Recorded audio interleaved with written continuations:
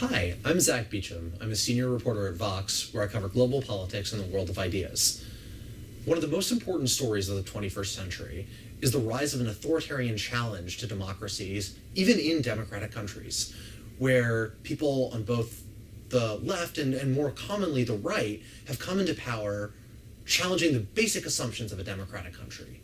And sometimes even tearing down core institutions like free and fair elections, freedoms of the press, freedom of assembly, etc. Now, to understand how this happens and whether or not it could happen in any other country, I went to Hungary, which is one of the countries that has seen the worst democratic backsliding, as scholars call it, in recent years.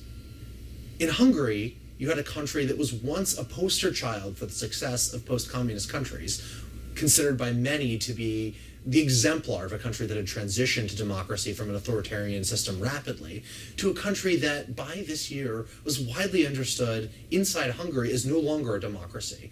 Something not quite as totalitarian as the communist past, that still had elections and still nominally had press protections and the ability to organize and the ability to found a political party, but in reality, none of those things actually worked. It was all a fig leaf for a system that stole from the people and did it in the name of protecting them from an immigrant menace that the leader, Viktor Orban, had been whipping up.